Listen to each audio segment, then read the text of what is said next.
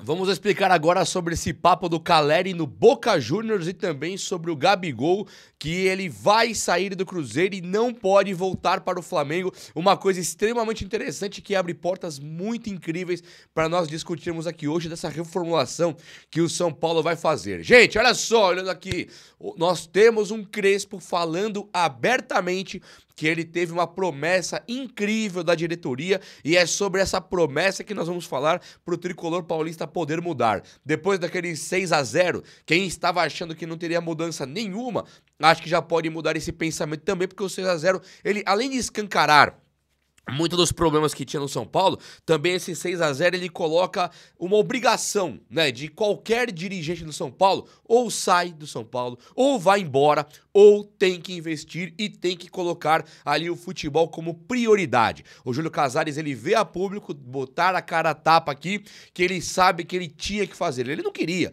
mas ele tinha. É a mesma lógica para o investimento. Ele não pode olhar para a cara do Crespo agora e falar: Crespão, desculpa, prometi que agora em janeiro teria, não vai ter mais o dinheiro. Isso não existe. Então vamos trocar uma ideia de tudo que eu separei, compilei aqui um monte de coisas para falarmos do São Paulo Futebol Clube now, agora, imediatamente. Chega nesse likeão aí pra dar aquela moral também, vamos aí? Um likeão, e se inscreva aqui no canal, né? Você é muito bem-vindo, muito bem-vinda, venha comigo. Liga o sininho aí pra você ser notificado dos vídeos matinais também que vai ter no São Paulo Futebol Clube. Vamos lá? Vamos lá então, gente, olha só, vamos começar aqui, o São Paulo... Ele teve 3 joias convocadas para a seleção ali, a Sub-17, né? Os nomes deles ali é o Nicolas Pereira, o Breno Junqueira e o Robert Williams. Isso aqui é o futuro do São Paulo meio garantido. Os caras da equipe de base estão sendo convocados para a seleção, né? Então o São Paulo, ele realmente... por competência ou não da diretoria atual de São Paulo, claro que não é. Quem fez o CT de Cotia foi na época do Portugal Gouveia, Juvenal Juvencio colocou ali um rio de dinheiro também, sabendo que era Cotia, era dali que viria o futuro de São Paulo, a segurança financeira de São Paulo. Então hoje o São Paulo ele se encontra aí nesse mato sem cachorro, endividado, devendo pra todo mundo, sem moral no mercado, mas assim, Cotia tá formando os jogadores, né? Os jogadores ali em Cotia, eles se criam basicamente sozinhos. E quando se criam, o São Paulo consegue fazer as vendas.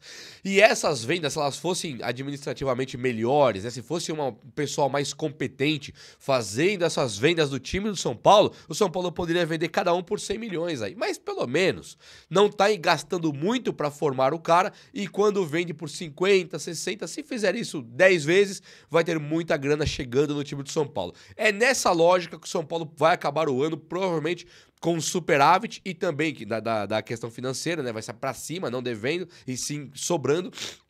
E a dívida total, essa também deve ter diminuído nessa gestão irregular e patética desse Júlio Casares aí, que agora também tá se ferrando porque perdeu seu diretor de futebol, numa das maiores vergonhas da história do São Paulo. O Belmonte, ele sai como tipo assim: isso aqui que tá acontecendo, esse barco afundando, não é culpa minha. Então o Belmonte, num momento interessante, ele puxa o tapete do Casares e vai embora. Se você parar pra analisar hoje, pensa no teu aí subconsciente. Você talvez não tenha pensado nisso, mas se eu disser quem é o pior aí, Casares ou Belmonte? Eu acredito que 99% de quem tá aqui vai pensar, é o Casares. Porque o Belmonte, ele sai agora de meio vítima, não era o vilãozão, não. O Belmonte, ele inteligentemente, ele larga o barco. E aí o Casares fica com toda a derrota. Todo o problema, a batata quente ficou na mão do Casares. E agora ele tá sendo cobrado. Vai ter um protesto contra a diretoria. E aí você perceba, não tem mais Belmonte. O Muricy Ramalho disse que fica no São Paulo. Falou que bateu o pé lá, vai ficar e que agora o papel dele ainda vai ser maior e é desafiador. O Muricy, recentemente, ele deu uma entrevista, assim, que venderam mal a entrevista. O Muricy, ele foi um cara gente boa, chegou na entrevista, falou abertamente ali que tinha que melhorar muito, que o time do São Paulo, o ano que vem ia ser pior, mais difícil, ele fala. O ano que vem, 2026, ele vai ser mais difícil. Por que mais difícil? Porque o São Paulo tem que voltar a ganhar. Sem grana, não sabemos ainda o que encontrar, mas vamos ter que trabalhar muito, porque apesar de ser um ano mais difícil, que não vai ter grana para investir, o São Paulo tem que voltar a ganhar. São Paulo não é time que pode ficar sem ganhar. Perceba, o Muricy, ele fala que vai ser mais difícil para ele, pro Rui Costa, pro Casares, até então pro Belmonte, até então antes da demissão. A matéria vende assim, ó, Muricy Ramalho diz que ano que vem vai ser mais difícil. E não vai. Não para nós, torcedores. Nós vamos ver um time mais competitivo. Vamos ver um time mais reforçado. Um time que não tem o dinheiro para investir, gastar rio de dinheiro em jogador, mas que ele vai ter que, de alguma forma, montar um time muito melhor do que acabou 2025, tá acabando. Então, essa matéria tendenciosa, safada, matéria suja, matéria porca, nojenta, ela vem para nos desanimar. Muricy disse que ano que vem vai ser mais difícil. Não! Muricy disse que o trabalho dele vai ser mais difícil porque ele tem a obrigação de tornar o São Paulo mais forte. Vai ter que ter, de alguma maneira, um time muito forte, muito competitivo, muito capaz, apesar de ter o lance do dinheiro reduzido, os investimentos reduzidos. Em momento algum ele falou, ano que vem, você não tá feliz com o Tapia, Rigoni aí não? Ano que vem vai ser pior, vai ser de dinheiro pra baixo. Ele nunca falou isso. Certo? Então, quando vendem esse tipo de matéria, fique alerta, fique atento. Não é assim. O São Paulo, ano que vem, ele vai ser top de ver. O São Paulo, ano que vem, ele vai ter um time montado pelo Crespo, pro próprio Crespo. Não vai ser o time montado pro Crespo, pro próximo técnico. O Crespo, hoje, ele tá, apesar de uma falta de resultado enorme, e não adianta defender o trabalho do Crespo com resultado. A culpa pode não ser dele, e eu concordo. O Crespo não tem jogador, os caras muito machucados, tal, tudo pode ser um motivo de discussão, concordo. Mas não dá pra discordar que o Crespo não tem resultados. O São Paulo tá lutando com unhas e dentes ali, suando, pra poder ficar na Libertadores e oitavo, dependendo do Cruzeiro ou do Fluminense ganhar a Copa do Brasil. Isso não é aceitável. Não tô pondo a culpa no Crespo. Tô dizendo, estaria pior que o Zubeldia? Sim, estaria pior que o Zubeldia. Hoje era Z4 com o Zubeldia. Agora, o São Paulo também, ele tem essa questão aí de ter perdido a Copa do Brasil, Libertadores, então não tá bom. O Crespo agora podendo dar a volta por cima, remontar esse elenco, trazer esse elenco aí pra gente, tentar melhorar tudo, eu acho que fica legal sim e pode ser uma boa pra nós acreditarmos que o trabalho vai ser muito melhor. Além dos jogadores que o São Paulo vai ter que contratar, o São Paulo também vai vender alguns e vai dispensar outros. Então você pode imaginar aí um Luiz Gustavão indo embora, você pode imaginar aí um Bobadilha sendo vendido, esses caras saindo, rescisão contratual para venda, ganhando dinheiro, ou fim de contrato e não renovando, de qualquer maneira o São Paulo tem que repor esses caras com a equipe de base ou trazendo jogadores ali de uma Série B da vida. Então pode ser uma boa. Só que o que rolou agora? O Caleri, ele ganha 1.300.000 por mês ou 400. Eu achava até hoje que o Caleri ganhava 900 mil reais por mês. O Jorge Nicola falou que ele ganha na casa ali. O jornalista Jorge Nicola trouxe uma matéria falando que o Boca Juniors está querendo de qualquer jeito levar o Caleri. E que o Caleri ganha por mês no São Paulo na casa ali aproximadamente uns 1.400.000 reais por mês. Se eu disser pra vocês que isso aí é praticamente o que ganha é mais que o Cebolinha, é praticamente o que ganha a Arrascaeta. Muitos no Palmeiras ganham menos que isso. O Caleri, ele tem um salário estratosférico. É um salário gigantesco. E eu tô falando que o Caleri não merece isso? Nem é o papo, tá? Eu acho que não merece. Mas nem é o papo. E aí também, eu acho, isso não importa em nada. Mas não é o papo. O papo não é que ele merece ou não. O papo é, o Caleri não está entregando e ele, saindo do São Paulo, para eventualmente poder jogar uma Libertadores pelo Boca e tal, o Caleri, ele abre no São Paulo essa questão financeira, esse budget. É um dinheiro que estava dedicado ao Caleri que ele pode render dois jogadores, do naipe ali de Marcos Antônio e Ferreirinha, por exemplo. Sabe, você pega 2 de 700, é o salário do Caleri.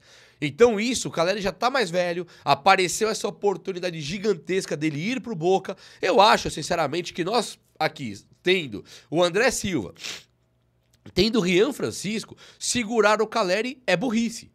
Eu não estou considerando o Caleri, a história dele, 2016, o Caleri de 2023, que ganha aquela Copa do Brasil jogando pra caramba. Não é esse Caleri que eu tô considerando. Eu estou considerando um São Paulo totalmente desmantelado, desmantelado na diretoria, na política, um São Paulo desmantelado na questão financeira, o São Paulo desmantelado na moral, o São Paulo assim desfigurado na parte ali de entrevistas, tá ridículo, tá nojento.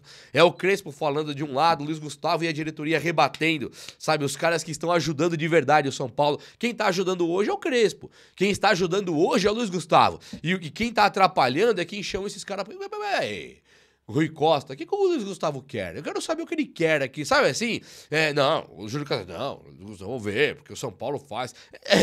Parece que a diretoria joga contra o próprio elenco, o próprio técnico, fora o que fazem com a torcida. Então, é muito importante lembrar que o São Paulo, nesse momento de dificuldade, perder o Calleri pode vir a ser bom.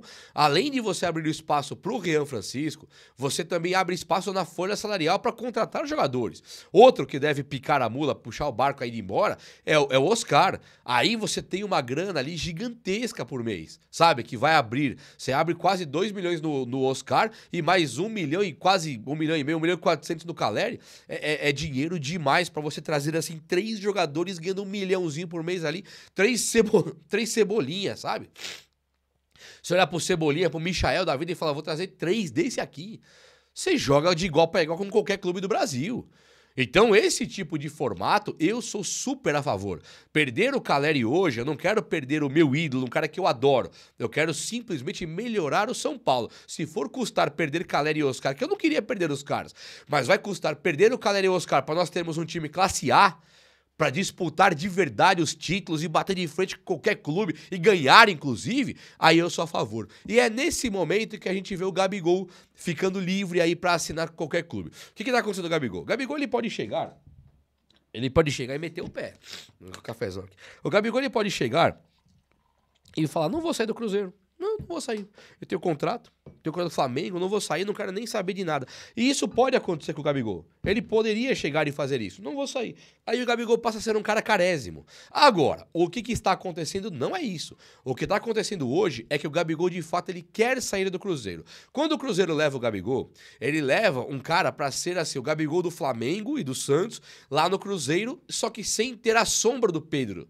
Sem ter um Tite. Lembra que o Tite não gostava do Gabigol ali no Flamengo e tal? Então o Gabigol, ele não quer mais ter um Tite na sombra dele. Só que aí, nem o Pedro, que o Gabigol não é trouxa, né? Você olha pro Pedro jogando e o Pedro dá de 10 no Gabigol. O Gabigol é bom, é decisivo, é líder, não aceita a patifaria que fazem aí no São Paulo, por exemplo. O Gabigol não aceitaria de maneira passiva.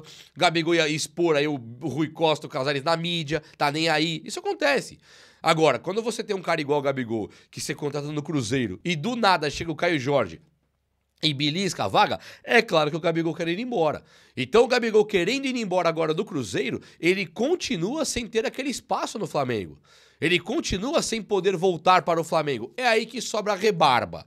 E aqui eu vou chamar o São Paulo de rebarba, com o maior amor do mundo que eu tenho pelo meu time. Hoje o São Paulo, se for competir com o Cruzeiro, com o Palmeiras e com o Flamengo para contratar um cara, ele não vai competir, ele vai tirar o pé e sair fora. Aí você perde o Calleri. Tá com todo mundo machucado. O Gabigol começa a dar sopa no mercado. Você faz um projeto. Só de você oferecer a grana do Calleri pro Gabigol, é possível que você consiga. Ele não vai rebaixar muito o salário, mas, poxa, para que serve o marketing? Para que serve o investidor? Para que serve tudo? Você não pode ter um cara igual o Gabigol. O São Paulo não pode sonhar em ter um cara igual o Gabigol. O Gabigol já não é um jogadorzaço, não, hein?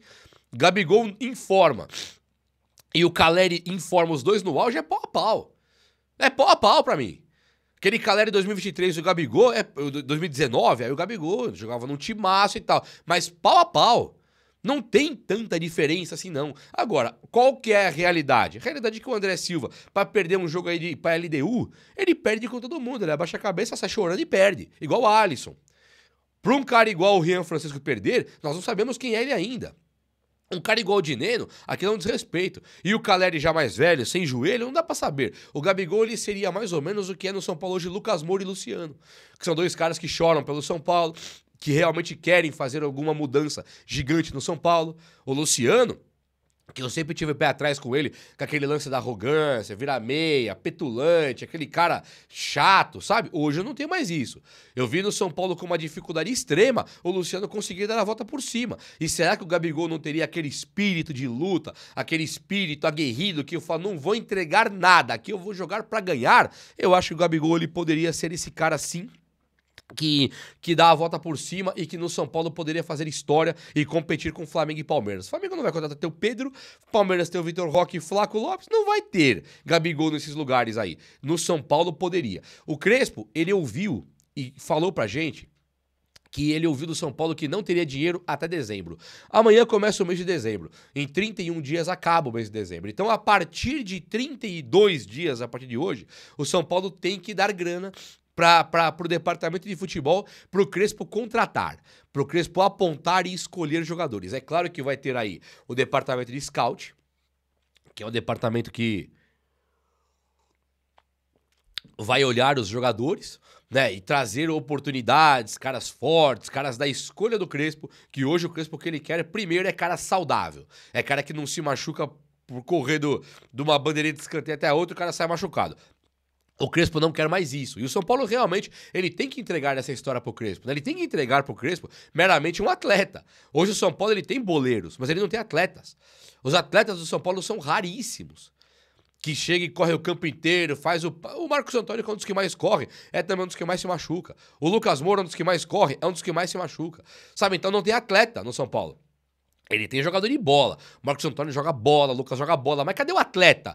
Então agora o São Paulo, a partir de janeiro, vai ter que abrir o cofre lá e dar um jeito. Se isso implicar em vender 2 caras da base por 120 milhões nos 2 e investir esses 120 milhões pro Crespo no futebol, vai acontecer. Se não acontecer, o Crespo mesmo bota o boné e pica a mula para a Argentina e larga o São Paulo. Um cara que tem amor pelo São Paulo, que está aqui para ajudar, vai ser vergonhoso e Júlio Casares não pode passar por um vexame desse. Ele vai ter um impeachment se ele continuar com esse tipo de situação. É ou não é? O vídeo de hoje foi esse. Espero que você tenha gostado. E se você gostou, chega nesse likeão aí. Tamo junto. Um abraço, meus amigos. Até a próxima. Valeu!